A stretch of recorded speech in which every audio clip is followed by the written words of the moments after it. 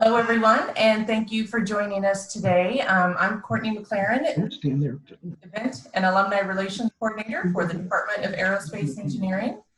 And we are hopeful that we will actually view a launch today. We have two of our professors with us. Unfortunately, Sarah Legg, who was supposed to be with us, could not make it at the last minute. So I would like to introduce you to Assistant Professor Zach Putnam. His primary area of expertise is hypersonics and space systems with a focus on planetary entry, descent, and landing systems. He received his BS, MS, and Ph.D. from Georgia Tech and joined the faculty at the University of Illinois in 2015. He was previously a member of the technical staff at the Draper Laboratory, where he developed the entry system for NASA's Project Orion. So thank you for joining us, Zach. We also have with us Professor Michael Lembeck.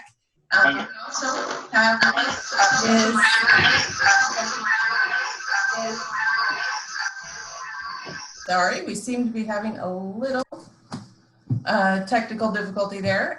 Professor Michael Lembeck is an alum of our department. He received his BS, MS, and PhD from the University of Illinois.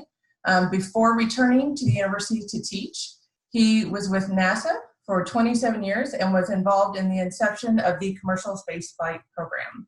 His primary focus at the department is teaching space systems, and he is the director of the Laboratory for Advanced Space Systems here at the university. So thank you for joining us today, Mike. Hey, thanks. We're just having a couple little technical difficulties here with the screen sharing and so forth, but we'll get there. Hope everybody's doing well. As you can see on your screens, we have sunshine and some blue skies down at the Cape. Zach, looks like we may have launched today. That'd be great. Hopefully their weather there is as good as it is in Urbana today. Yep. Yeah. Well, apparently the two astronauts this morning woke up to a breakfast of steak and eggs. We found out through the backwards channels. And they are all set to go. Earlier today, the weather didn't look as good as it looks right now, but perseverance pays off. And apparently we are go for a launch in about 18 minutes. So today is much better looking than the storm clouds we saw on Wednesday. And the vehicle is tanked up. You can see it steaming there. That's the liquid oxygen venting off from the side of the vehicle as it's been pressurized and ready to go. The abort system is currently active. Should anything go wrong with the vehicle while it's sitting there in the pad, the astronauts can safely launch away from that out to the Atlantic Ocean and land on their parachutes. The little white room and the ramp that takes the astronauts from the tower over to the vehicle, you can see near the top, is retracted. So everything's ready to go except for pushing the button. And just heard on the NASA channel that everything is still good for 17 minutes, 33 seconds and counting. So unfortunately today our SpaceX rep, Sarah, was not able to come back and join us, but I hope some of you were here on Wednesday and got to hear some of the stories that she was able to tell about her time at SpaceX. Elon and the University of Illinois actually has a pretty long history dating back to about 2005 when he came to lecture some students there, and since then has been recruiting heavily out of our ranks. So we have a number of alumni that have gone through SpaceX. Some are still there and some have gone on to do great things at other places. So I guess, Zach, there's a couple of questions coming up in the chat. Why don't we take a stab at them? Yeah, sure. There's one from one of your relatives, it looks like. Where is the launch taking place at? It is at the Kennedy Space Center in Florida. It's on the east coast of Florida, right near Cape Canaveral Air Force Station. The closest big city is probably, what, Melbourne? But not terribly far from Orlando. And then there's another question a little further down about, does the space shuttle release anything after takeoff? If so, how is it retrieved? Well, this is not really a space shuttle. This is a capsule on top of a rocket that is recoverable. One of the things that SpaceX figured out was that if you got on an airplane to take a ride somewhere every time and you threw that airplane away, it could get pretty expensive. So they've worked out a way of actually recovering the rocket, the first stage, back. And today, the rocket will actually land on a barge out in the Atlantic, if all goes well. And then this rocket will be reused again. This is actually the first use for this particular rocket, but SpaceX has already flown rockets now up to, I'd say, 6 times or more, and recovered them and reused them. Last night, in an episode on Space Force, the scientists said humidity higher than 40% can scrub a flight. I would say they're all wet. Never launched out of Florida. In fact, there's an interesting story in one of the news media this morning about Soyuz launching through rainstorms regularly in Kazakhstan, but we're a little more conservative. Particularly after the Apollo 12 flight, where a lightning bolt struck the rocket as the astronauts were ascending into orbit. So we tend to be a little more conservative to make sure nothing really goes wrong. On the screen right now, you can see Gwen Shotwell. She's the president of SpaceX, the #2 behind Elon Musk. She has done a really good job of carrying the company forward and, making sure everything works right and the teams are properly staffed and so forth. Zach, over in the Q&A section, there's a question about the new SpaceX suit. What's so special about it? Do you have any comments on that? Well, I have to fix one other little technical issue, so I'm going to disappear while you answer that question. Great. Thanks for throwing that one to me. I am definitely not an expert in spacesuits. I'll give you that. I think what's special about it are maybe 2 things. One, it looks really snazzy. I think they, maybe more so than previous suits, decided that they wanted to look like people think a spacesuit should look. But the other thing is it's a new design, and spacesuits don't get designed very often. The last time you saw crews launch into space from the United States, they were wearing those orange pressure suits that astronauts wore to launch on the space shuttle. And these are clean sheet, totally new. I don't know, it's pretty exciting. I saw somebody asked what temperature the liquid oxygen is stored at. I'd have to look up a number to be certain, but it's something like minus 140 degrees Fahrenheit. So it's very cold. So if you ever look at a launch vehicle, sometimes it looks like pieces are falling off as a rocket launches. That's actually moisture that is frozen out of the air onto the rocket because the rocket fuel is so cold. Let's see. Other questions. What is our future with Soyuz? Mike, you want to answer this one? Sure. Well, hopefully it's one more seat. We have paid for 1 additional seat after today. So after that, we have shared rides with the Russians previously, and in fact, in the near future, expect to see Russians flying in our vehicles. Whenever crew needs to be exchanged and it's the proper time and expeditions are scheduled to do certain pieces of work, that work usually gets synchronized with cargo vehicles to take up payloads and experiments that the astronauts have trained on.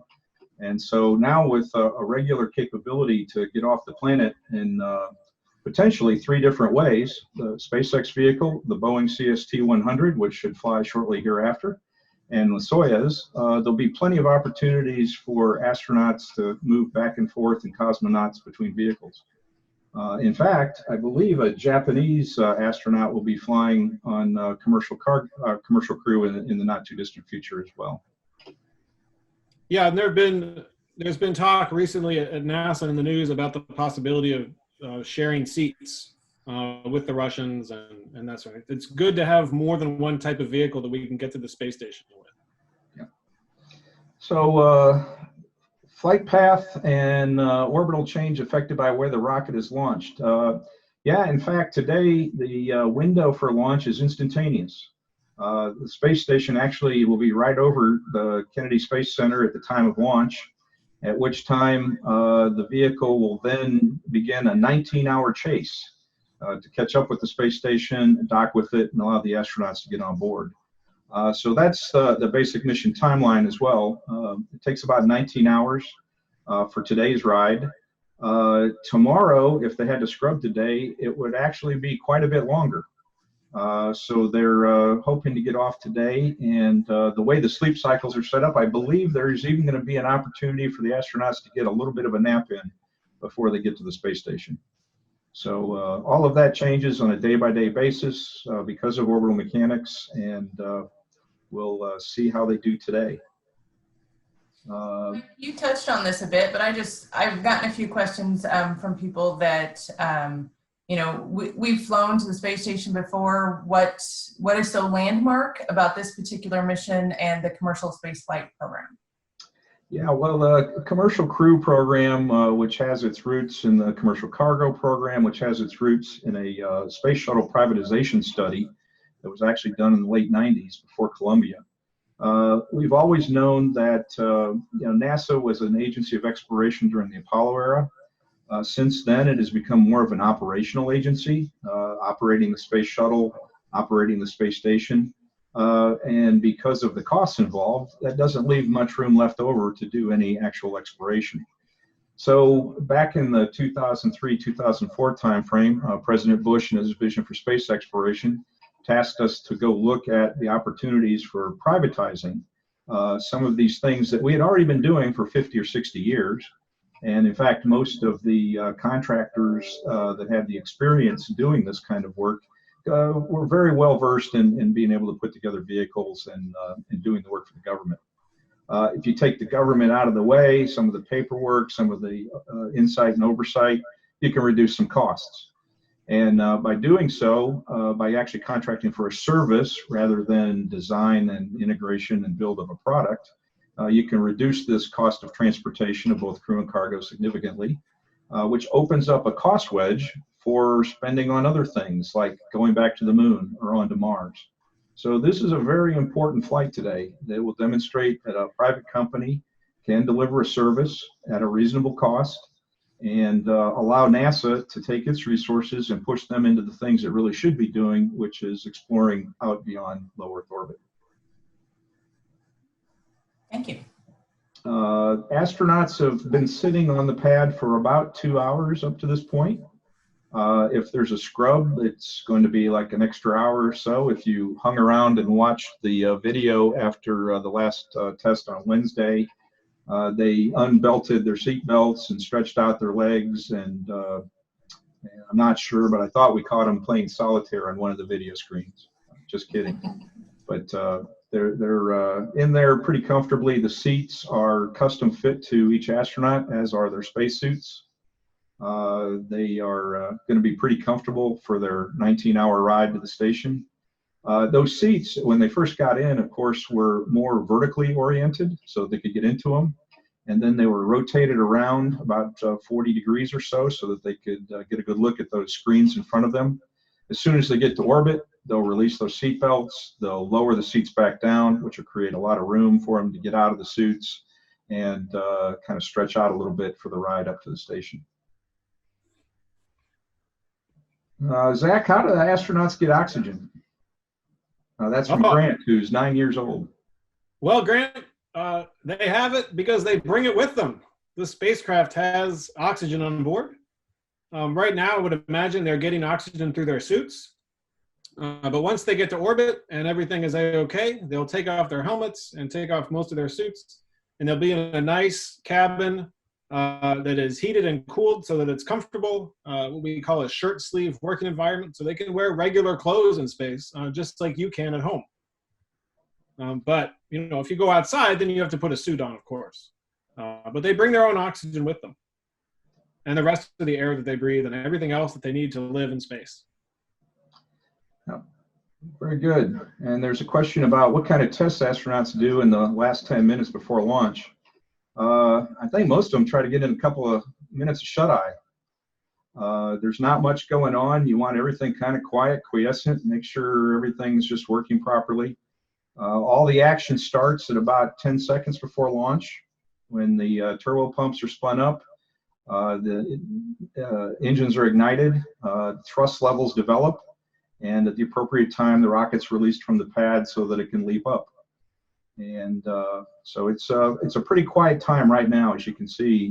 They're just sitting back, watching the screens, and listening to mission control.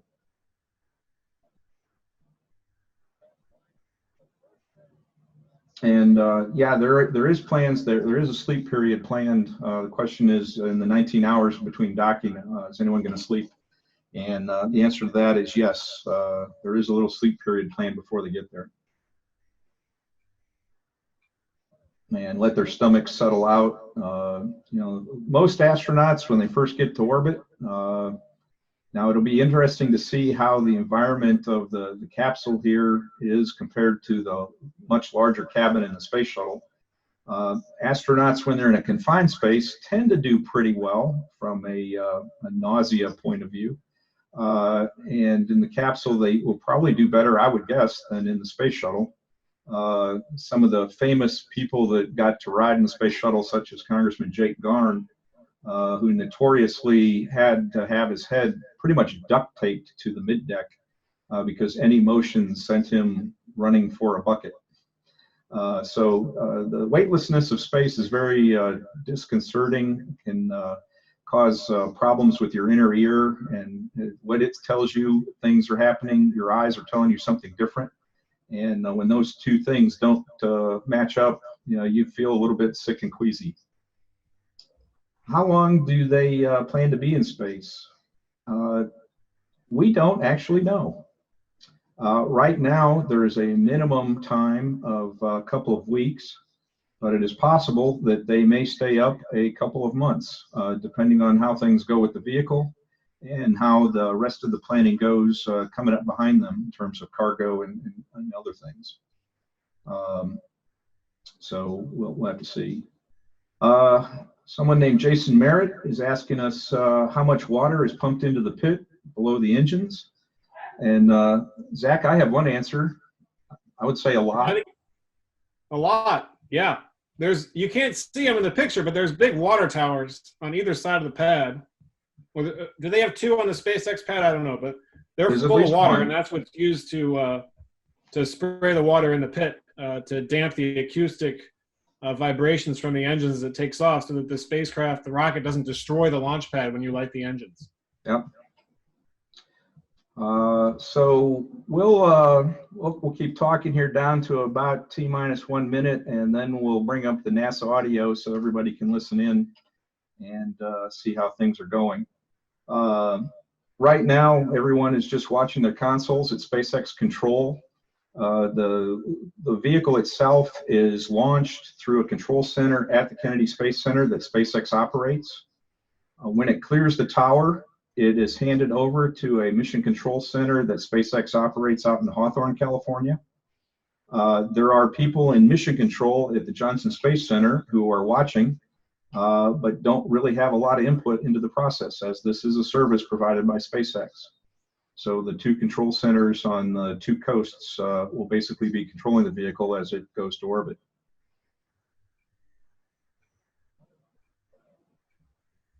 So we got, Mike, I noticed we got a good question. How come we don't spend as much on sending people to other planets and bodies like we did in the Apollo era?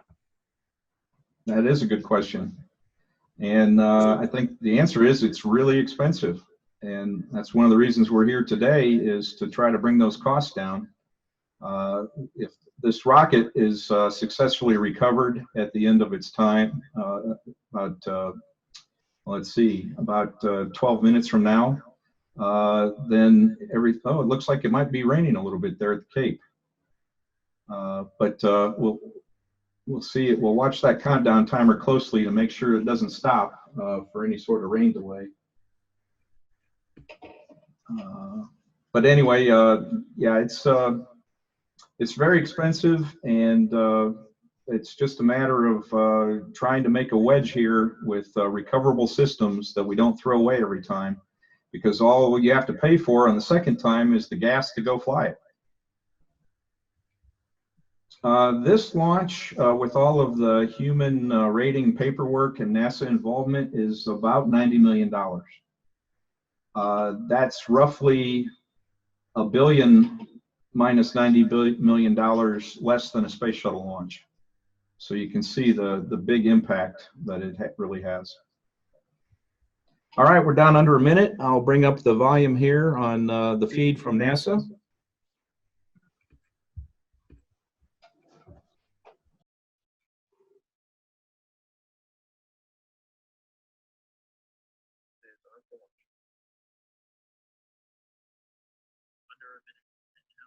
Yes, the flight termination system has been armed.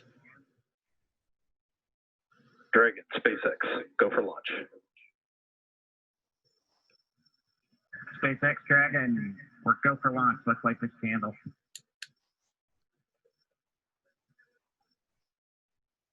T-minus 30 seconds.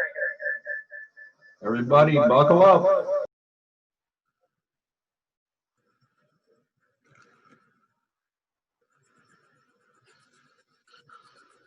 Stage 1 tanks pressing for flight. T-minus 15 seconds. 10, 9, 8, 7, 6, 5, 4, 3, 2, 1, 0. Ignition. Liftoff of the Falcon 9. And here we go. Go SpaceX. Godspeed, Bob and Doug. America has launched.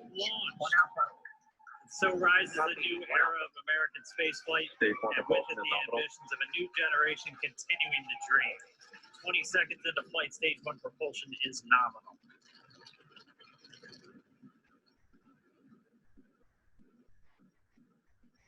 Plus 30 seconds into this historic mission. Flying crew on board Dragon and Falcon 9, and look at them go. Falcon power telemetry nominal. M1D throttle down. We're throttling down to get ready for the period of maximum dynamic pressure. We're in the throttle bucket. Reports say all systems are go.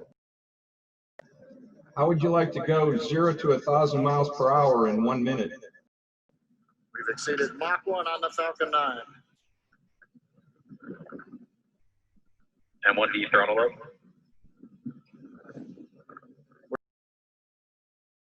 We're through max gear. That is the most critical piece of the launch right there, getting through the maximum dynamic pressure that the vehicle will achieve. Until the first stage has done its job, they switch over to the second. At this point, Bob and Doug pulling about 2.3 Gs, 2.3 times the Earth's gravity, already moving at over 1,500 miles per hour.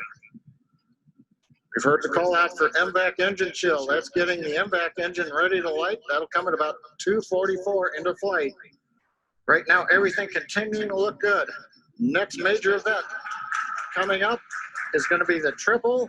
We'll have main engine cutoff of the 9 first stage engines, stage separation, and then ignition of the second stage engine to continue to carry astronauts into orbit. Coming up in about 20 seconds. M1D throttle down.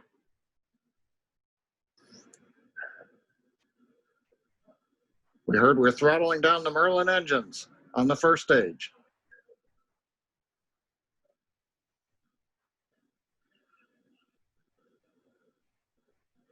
And we have Miko. Eco. 2 Alpha. Falcon stage separation confirmed. Copy 2 Alpha. MVAC ignition.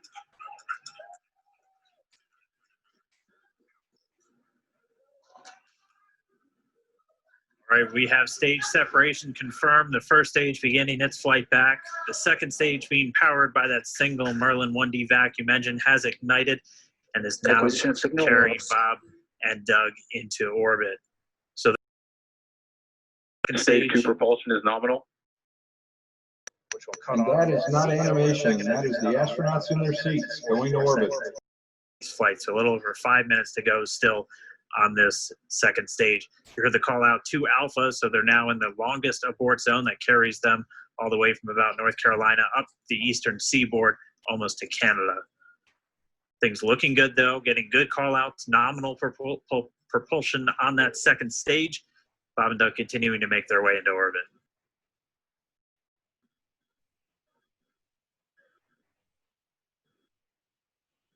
Dragon SpaceX nominal trajectory.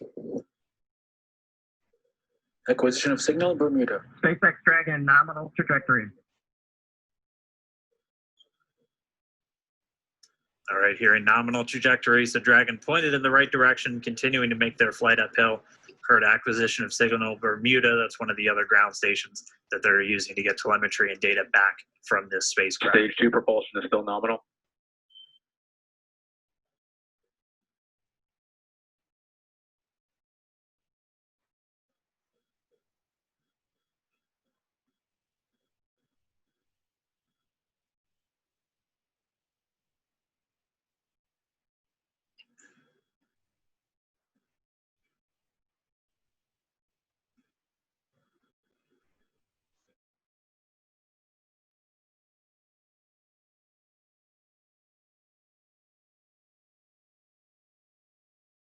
Nominal trajectory.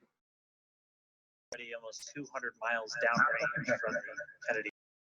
Nominal trajectory continuing. I'm waiting for them to pull that little handle on the side and have a whole bunch of quarters drop out into their laps.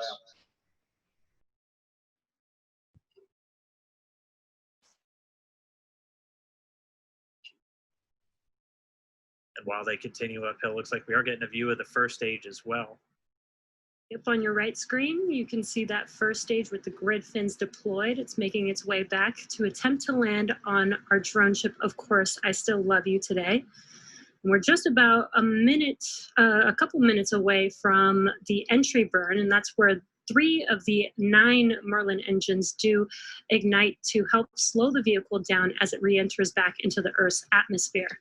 And then after the entry burn will be the landing burn, which is just a single engine. Dragon SpaceX nominal trajectory. And you heard Nominal. Starting chill for entry burn. there's that call out. They are still on a nominal trajectory on Dragon, still on second stage, and that's that MVAC engine on second stage on your left screen.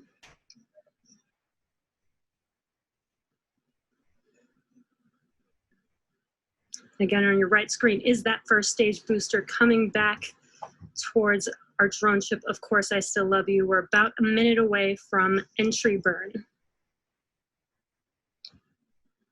Meanwhile, that second stage continuing to power Dragon into orbit.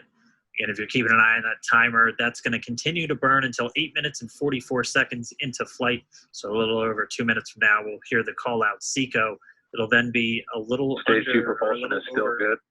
A little over 3 minutes until Dragon physically separates from the second stage of the Falcon 9 after the upper Dragon stage gets a SpaceX chance. nominal trajectory. Dragon copies nominal trajectory. Continuing to check in with Bob and Doug as they are on a nominal trajectory.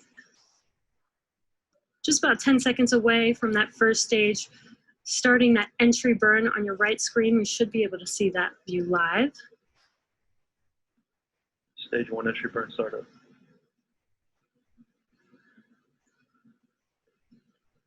And there is that entry burn beginning. This burn lasts about 36 seconds long. Stage 2 FTS is saved.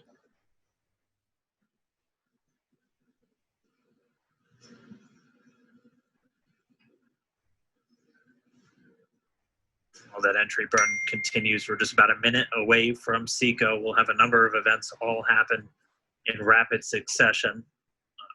It'll be the second engine cutoff. Stage 1 We'll entry be burn looking for shutdown. that stage 1 landing burn shortly after. Yeah, actually, just within a few seconds of each other. Such a cool view on your left screen, seeing Bob and Doug on Dragon. Right now, you can see the displays that they are seeing right now themselves. Terminal guidance. And back throttle step. We are coming up 25 seconds or so away from SECO, or second engine cutoff. This is also the point where Bob Bob and Doug are experiencing their highest G-force. We're seeing the counter tick up to right about Stage 1.8. Copy Shannon. You heard Shannon, so that just means they're in their final abort zones. If they were to abort at this point, it would either be an abort to orbit or to land off the coast of Ireland. Standing by for second Stage 1 landing cutoff started. confirmation. MVAC throttle step. MVAC shut down. Stage 1 landing letter. Confirmation of SECO's second engine cutoff. Now we are waiting for our first stage to make its way to our drone ship. Of course, I still love you. Dragon SpaceX nominal orbital insertion. You Launch get escape system confirmation is disarmed. nominal Dragon orbital copies. insertion. Nominal Stage orbital 1 landing letter insertion. deployed. And what you're seeing on your screen is a live view of our drone ship, where our first stage will be coming down. Looks like we lost that live view, but we'll wait for confirmation of that landing shortly here. Falcon 9 first stage. There it is. And there you can see on your screen, Falcon 9 has landed. This is the first Falcon 9 to carry humans to orbit, so very exciting for us. And as you can see on your right screen, Bob and Doug are still making their way to their targeted orbit. M1 need a recovery one. So exciting today. Yeah, so we have a little bit of time here while Bob and Doug are heading up to deploy their capsule off the top of the second stage. I thought we could take a little bit of time, Zach, and maybe answer some of the questions that are coming in Q&A.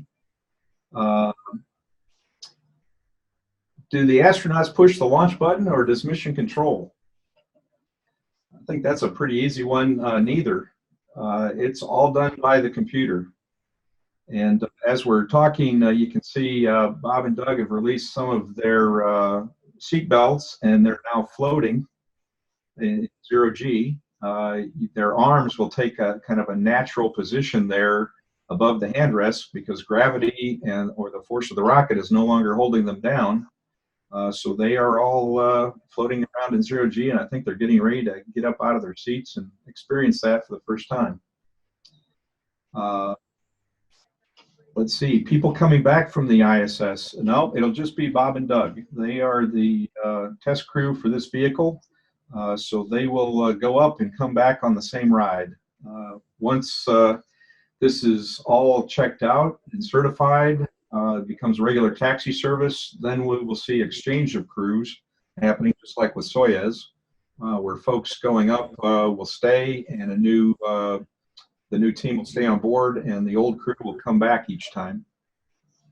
How many Gs do the astronaut experience? Zach, do you know what the Falcon puts out going uphill? I don't know what the max is. I heard during the cast they mentioned 2.3 Gs at one point. I would imagine it's less than 3. Okay. But I don't actually know for sure. Sarah could probably tell us if she was here. But Well, in the question past, there it's about- typically been less than 3, so that's probably a pretty good guess. I mean, not to take away, I mean, 3 is a lot. But there's also a question about if the capsule is pressurized, what's the purpose of the astronauts wearing spacesuits besides looking awesome? And they do look pretty awesome. Well, there's separation. There you see it. They have deployed from the top upper stage. Another successful piece of the mission.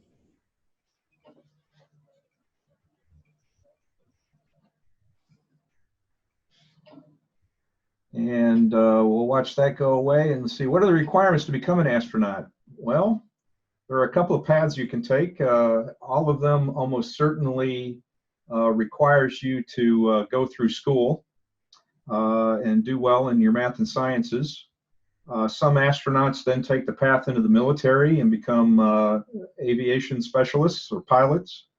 And others will get PhDs and research a particular item or thing of interest or become medical doctors. And then they will get to be selected depending on what the astronaut corps needs at a particular time to fill up their skills to operate on the space station. And some do both. And some do both. Does the passenger help control the maneuver to enter the proper orbit? This vehicle, unlike some in the past, is pretty much automated to the point where the astronauts are along for the ride. Now, if any of you are pilots out there, you know that you probably hate getting on a commercial airliner and sitting in the back seat and not be able to fly it yourself.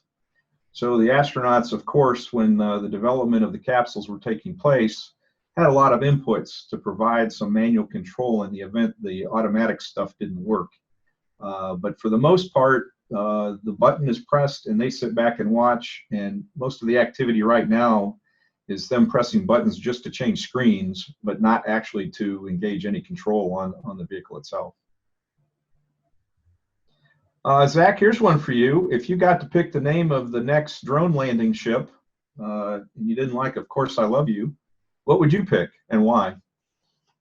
Oh boy. Well, so SpaceX's drone landing ships are named after fictional spaceships from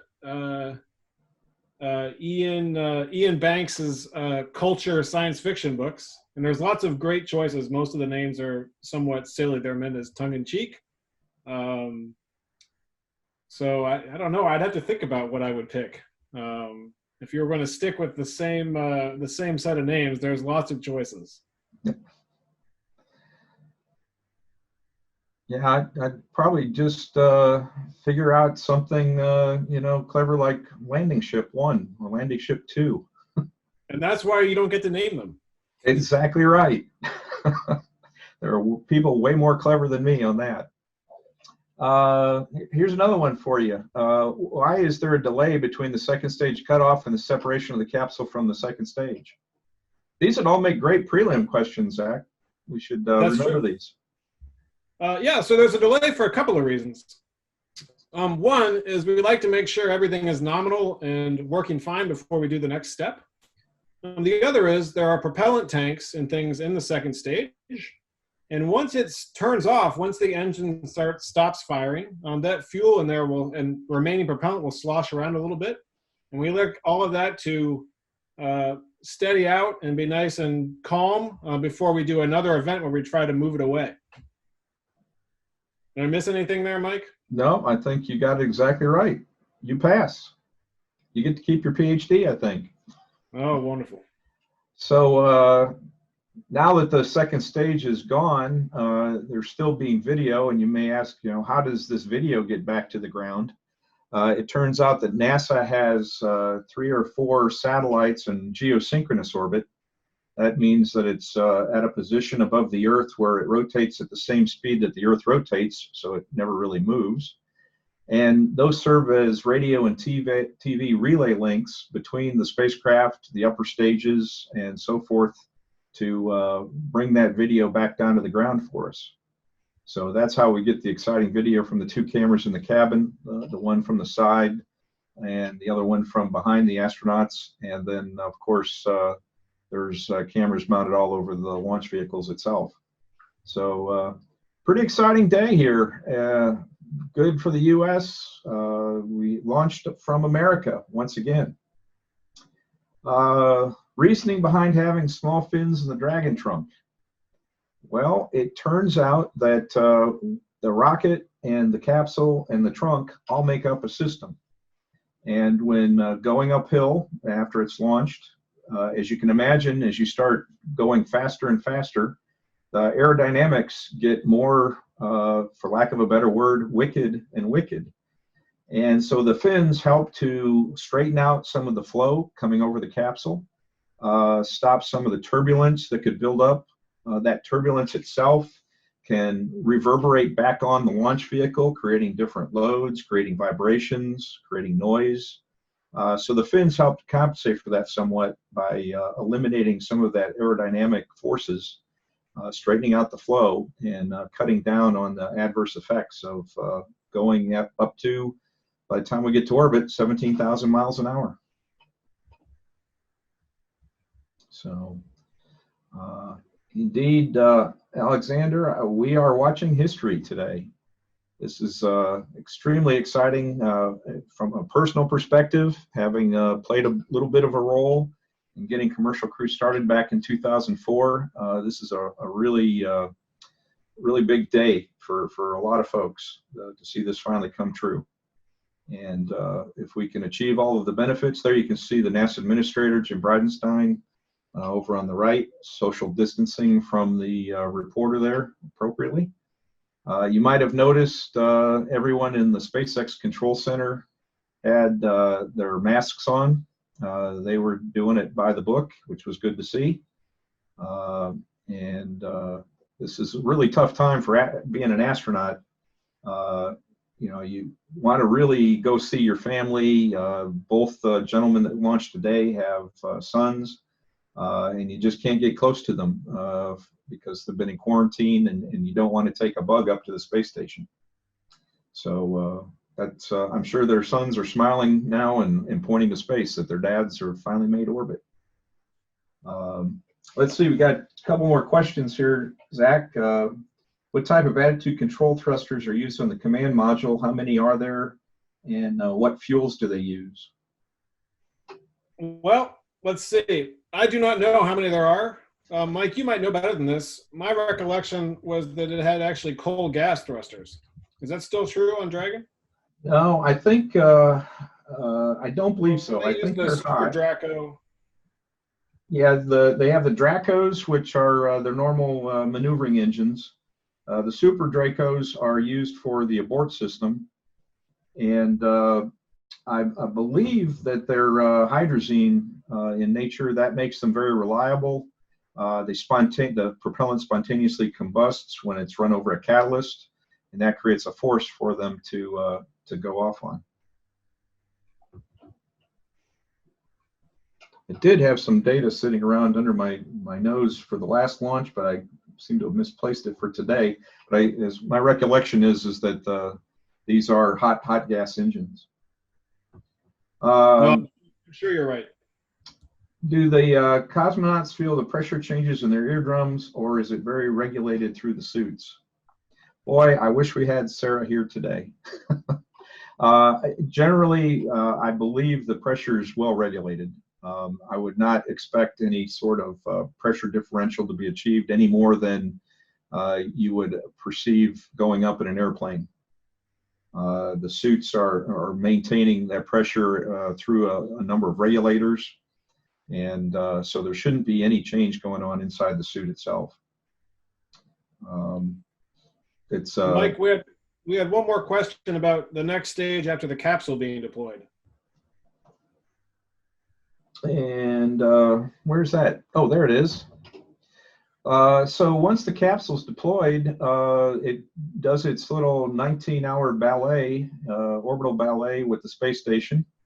Once it gets close to the space station, the nose cone of the Dragon will actually flip open. It's like an alligator that will open up to reveal the docking adapter.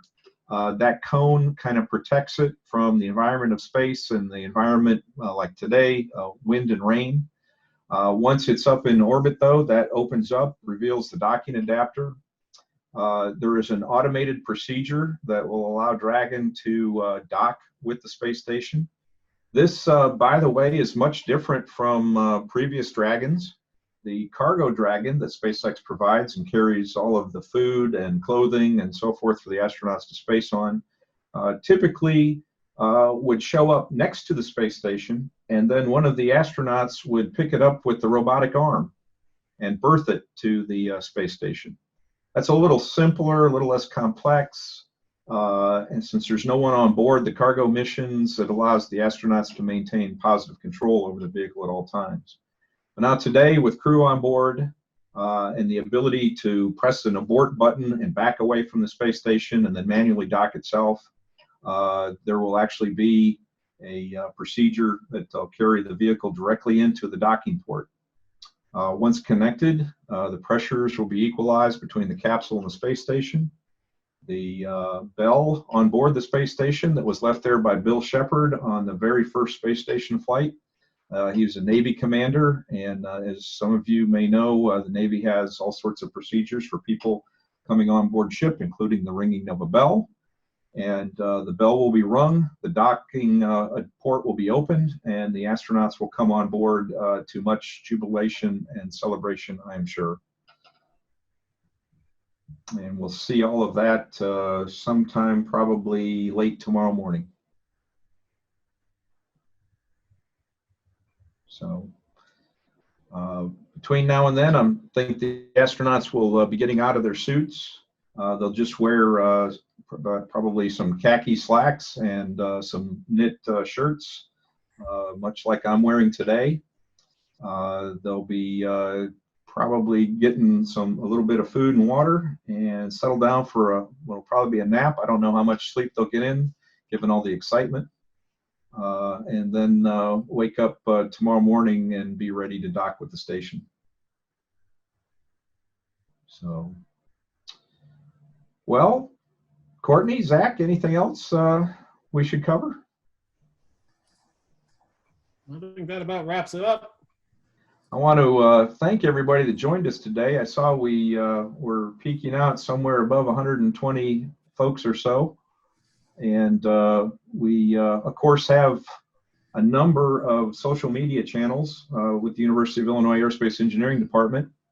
Both Facebook, YouTube, and Twitter are available for you all to, if you have any other questions, feel free to send them to Zach or myself. We'll do what we can.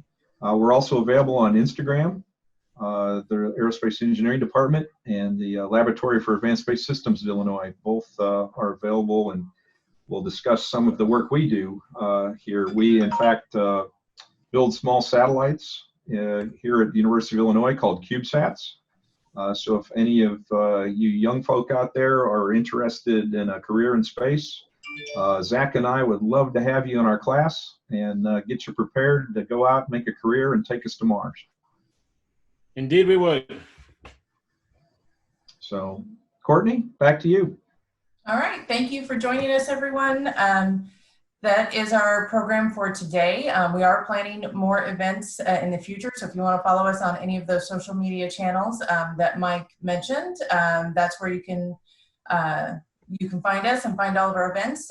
Or if you want to email me at the email address where you received this invitation, I can also put you on a distribution list to be notified anytime we have public events like this going on. So I think that is it. Thank you so much, everyone, and have a good afternoon.